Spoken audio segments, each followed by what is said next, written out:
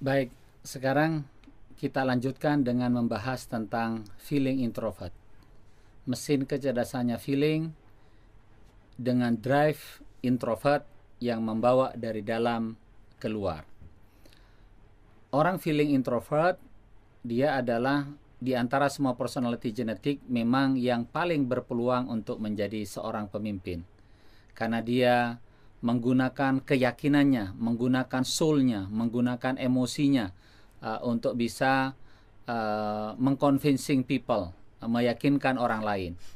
Dia punya kekuatan melakukan perombakan besar-besaran di dalam dirinya dengan menyerap aspirasi dari luar, tetapi meskipun begitu dia tetap fokus kepada apa yang kongruen dengan suara hatinya.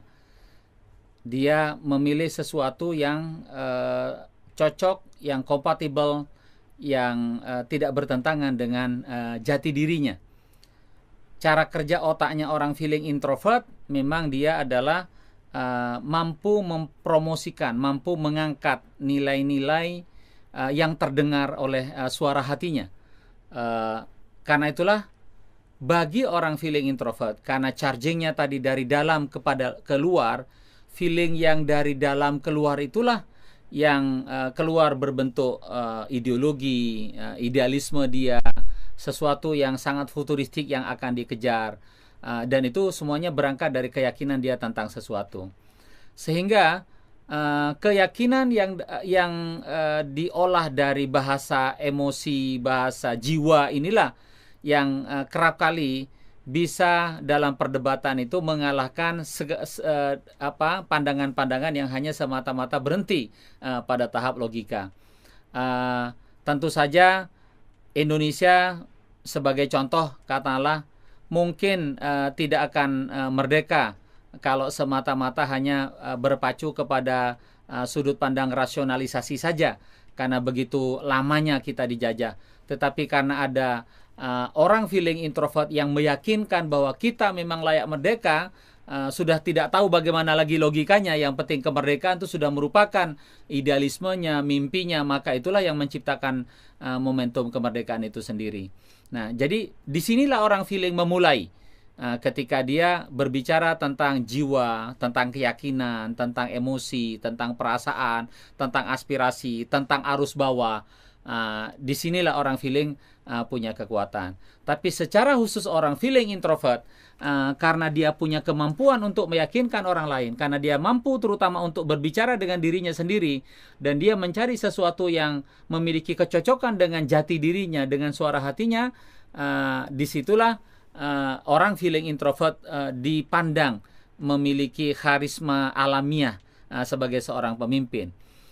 Kalau orang thinking adalah managerialship, orang feeling itu adalah leadership. Leadership yang paling kuat itu adalah dimiliki oleh orang feeling introvert. Jadi orang feeling introvert mampu mengconvincing orang justru berangkat dari sesuatu yang diyakininya, dari hati nuraninya dari dalam. Nah, sementara kalau berbicaranya adalah keyakinan yang datang dari dalam, yang sumbernya dari dalam, itu dia memiliki rentang pengaruh yang justru lebih kuat dibandingkan dengan semata-mata logika.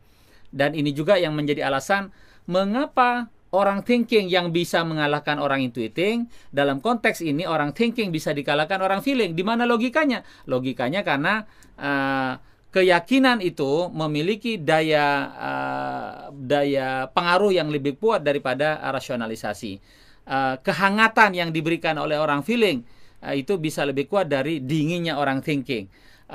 Suara aspirasi yang melibatkan banyak orang itu adalah pertanda menjadi kekuatan yang lebih besar dari otoritasnya orang thinking. Nah, inilah yang disebut dengan kemampuan leadership pada orang feeling menjadi sebuah bakat alami. Terutama adalah pada orang feeling introvert yang kerap melakukan otokritik pada dirinya, mencari kebenaran di dalam suara hatinya, mencari yang kongruen dengan nilai-nilai yang dibangun di dalam dirinya. Otaknya pun bekerja hanya bila mana dia mendengar nilai-nilai yang sesuai dengan suara hatinya.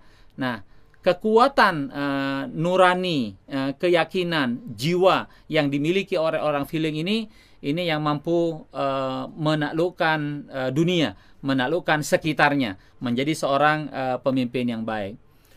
Tapi dalam urusan percintaan, secara gampangnya feeling introvert ini lebih mirip seperti cintanya seorang perempuan.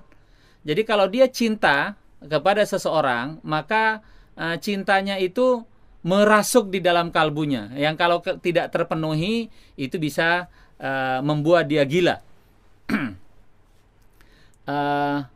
Kalau dia senang dengan seseorang, cinta pada seseorang, barangkali sudah sempat mereka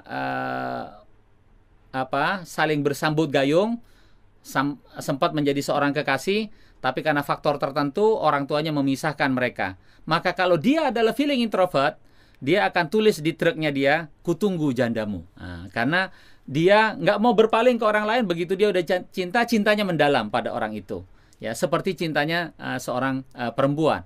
Ya, demikian juga kalau dia sudah menyukai sesuatu, maka kesukaannya itu secara agak berlebihan, dia pegang kuat-kuat, dia fanatik dengannya. Nah, itu adalah ciri dari seorang feeling introvert.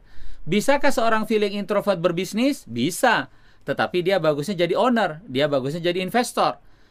Kenapa? Karena kalau dia menjalankannya bisnis tadi, yang selalu jadi fokus dia itu adalah semata-mata membangun winning team, tim yang solid, tim yang hebat.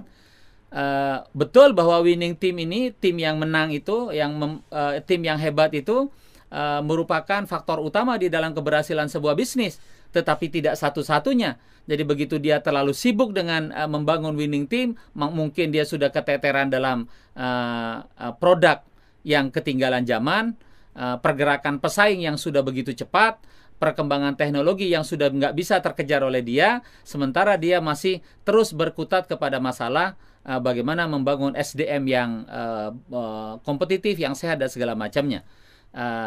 Sehingga yang paling bagus bagi orang feeling ketika dia berbisnis jadilah seorang investor. Pelakunya serahkan kepada orang lain, delegasikan kepada orang lain. Dan terutama yang paling penting pada orang feeling itu kodrat yang sedikit mengganjal keberhasilan prestasinya, yaitu adalah karena dia malas berpikir. Sehingga perkara-perkara yang rumit diambil gampangnya saja, diputuskan secara cepat dan terkadang agak sembrono, tanpa harus mengkalkulasi secara tajam, secara mikroskopik, tidak secara akurat, dan akhirnya keluarlah keputusan yang mengedepankan nyali dan keberanian semata, tetapi minim dalam kalkulasi dan akurasi. Nah, namun demikian, feeling introvert inilah yang bisa melakukan sebuah perubahan yang besar melintasi zaman. Karena kalau orang intuiting itu adalah perubahannya itu berangkat dari ide, tapi kalau orang feeling itu adalah perubahannya itu adalah orang, mentransformasi orang, dan itu memang memerlukan energi yang besar, dan orang feeling memiliki itu. Ya, itulah yang disebut dengan bakat alaminya, terutama orang feeling introvert yang muncul karisma kepemimpinan yang kuat.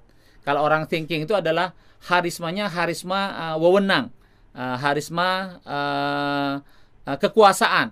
Tapi kalau orang feeling itu adalah harisma sejati sebagai seorang pemimpin yang alami, memang punya kemampuan dengan komunikasi mengconvincing people.